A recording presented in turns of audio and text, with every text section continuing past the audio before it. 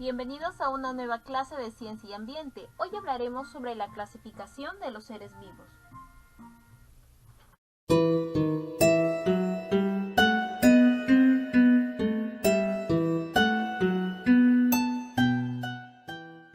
Hay una gran variedad de seres vivos. Algunos son muy grandes y altos como la palma de cera del Quindío, otros más pequeños como yo, y otros mucho más pequeños como un champiñón o una rana arlequín. Los seres vivos han sido clasificados en grandes grupos llamados reinos.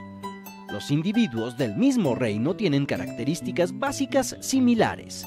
Existen 5 reinos: reino Monera, reino Protista, reino Fungi, reino Vegetal y reino Animal. Los seres del reino Monera son individuos que tienen células procariotas, son microscópicos y unicelulares, habitan todos los lugares de la Tierra, incluido nuestro cuerpo. A algunos les gusta vivir en grandes colonias. Unos son autótrofos y otros heterótrofos. Los organismos del reino Monera se dividen en 2 grupos: las bacterias y las cianobacterias o algas verde-azules. Algunos ejemplos de individuos de este reino son Streptococcus, Bacillus, Spirilos, Spirogyra, Nostoc y Anabaena. Ahora veamos un poco más sobre el reino Monera. También conocido como el reino de las bacterias, son organismos tan pequeños que no se pueden ver a simple vista, por lo cual se necesita un microscopio para lograr observarlos.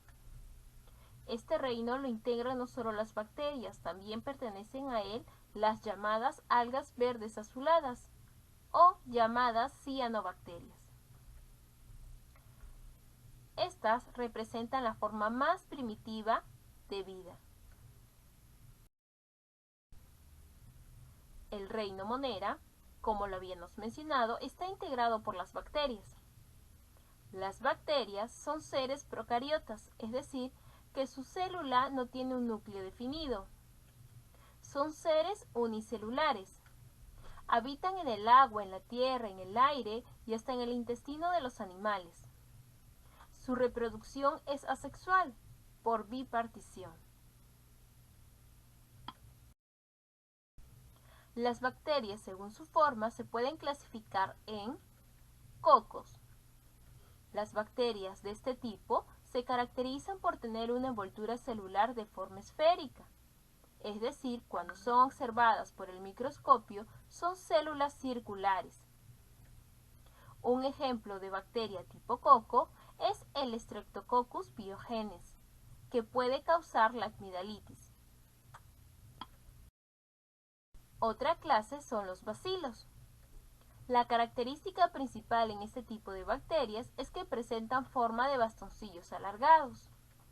Un ejemplo de esta bacteria es el bacilo de Koch, más conocido como la tuberculosis.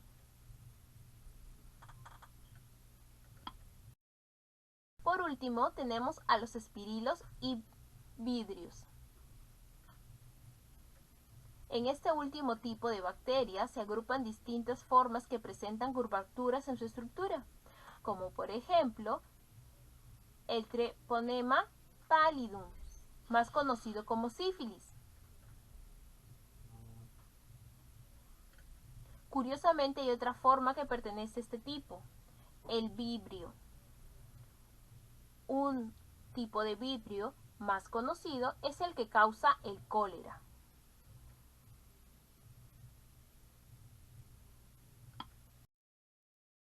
Aquí podemos observar muchas más bacterias según su forma. Tenemos que los cocos a la vez se subdividen en Streptococcus, Staphylococcus.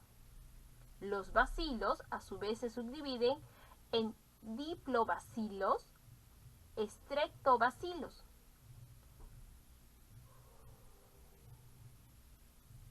Y como resultado de la forma de los cocos y bacilos, también tenemos los cocobacilos. Por último, tenemos a los espirilos, donde se encuentran Spiroqueta y los vibriones. Existen bacterias benéficas. Estas son aquellas que viven con nosotros en perfecto equilibrio y nos ayudan a mantenernos sanos. Estas bacterias necesitan vivir en nuestro intestino, pues fuera no podrían. Ellas favorecen la absorción de nutrientes, permiten que nuestro sistema inmunitario funcione correctamente. En la industria son utilizadas para la elaboración de yogur. En algunos alimentos prebióticos, también cuando los consumimos, ayudan a alimentar nuestra flora intestinal.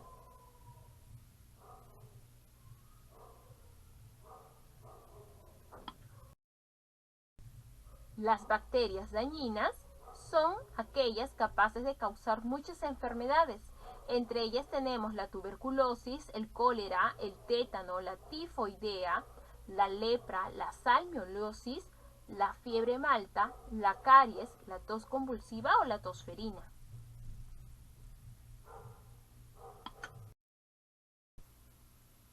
Veamos algunas bacterias beneficiosas y perjudiciales.